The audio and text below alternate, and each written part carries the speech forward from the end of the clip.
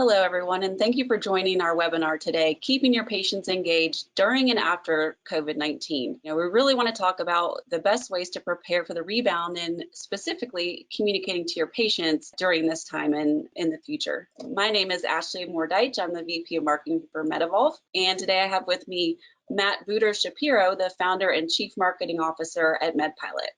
Hello, everyone. So communicating with your patients is almost more important now than it ever has been before. As everyone knows, healthcare is at the forefront of this COVID-19 emergency, but whether or not you're on the front lines and you're in this every single day, or if your physician practice had to maybe close its doors or change how it does its business, it's impacted everybody. Some of the things that you would want to be communicating to your patients would be your new office hours, if you're offering telemedicine, what are your reopening plans? One of the most important items here is rescheduling those appointments. That's really going to be your low-hanging fruit. People were ready to come into your office and then they had to cancel or postpone their appointments. And so it would be easiest to bring those people back in as soon as possible. Communicating early and often throughout this process is really going to be key to you returning to your business as usual and minimizing the financial impact. If you aren't already using email or text messages, this is always a good time to start. Having your staff make those manual phone calls is very time consuming and resource intensive. Most of the time you're going to get a voicemail, then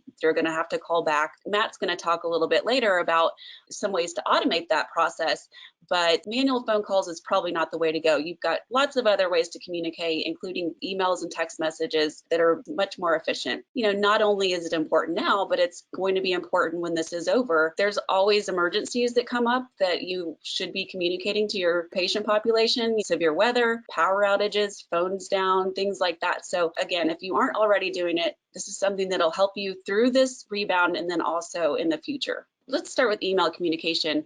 Email is great for those general messages and announcements that you want to get out to really just stay in front of your patients. If you have been collecting email addresses, they'll be stored in your PM system. You can easily export those and then import them into your email platform, whatever that may be. There are a lot of options out there. I'm sure you've seen advertisements for things like Constant Contact, MailChimp. If you're not using one already, it's really easy to just sign up for an account and get that going.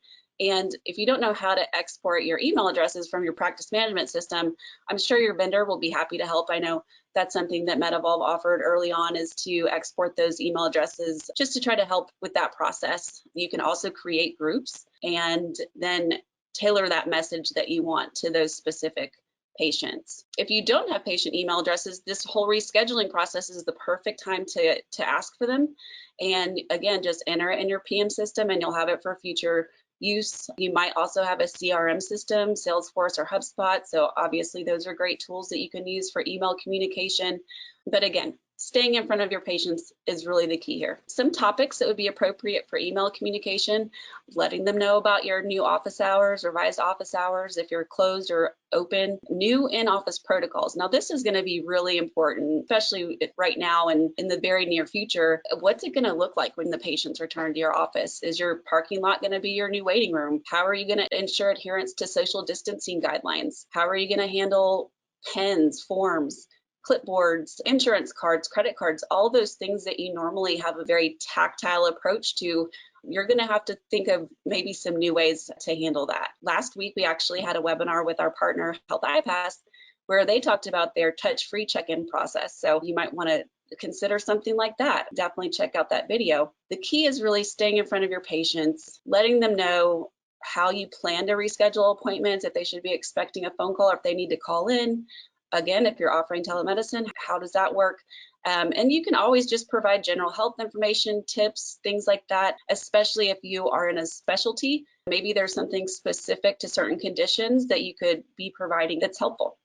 And then text messaging. Your PM system should offer text messaging or SMS messaging. It's certainly nothing new. I know we do at MedEvolve. It's fully integrated into the practice management system. So you can pull up a contact record and send them a text message. It can be a custom message, or we have templated messages that you can set up. And this is probably a quicker way to start communicating if you haven't already been doing either email or text messaging, because you have most likely been collecting phone numbers, most of which are cell phones these days. And you can easily just send an opt-in message, and people have the option to decline if they don't want to receive your messages, or otherwise you've kind of opened up new lines of communication and you can start sending messages. But Matt, I know MedPilot does a lot with text messaging. So what are your thoughts on this? Thank you, Ashley. So, we may feel like we're already checking our emails hundreds of times a day during quarantine, but even so, SMS is much greater. Texting is critical to ensure that the information is actually being read. You see incredible open rates like 98% through text messaging. Even so, really important not to overuse this. It is very intrusive compared to some other forms of communication. So, it needs to be handled very delicately.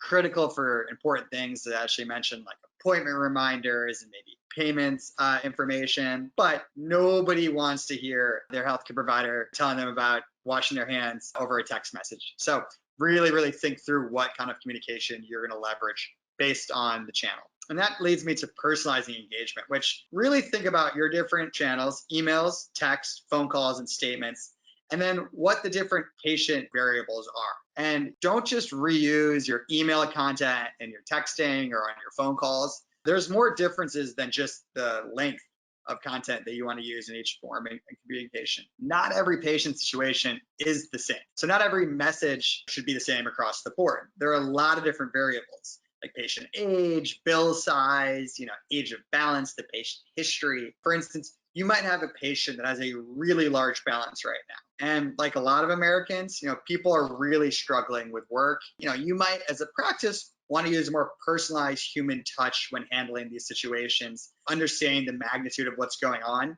and potentially offering help. That'll go a really long way with your patient population nowadays. So never just go same message across the board.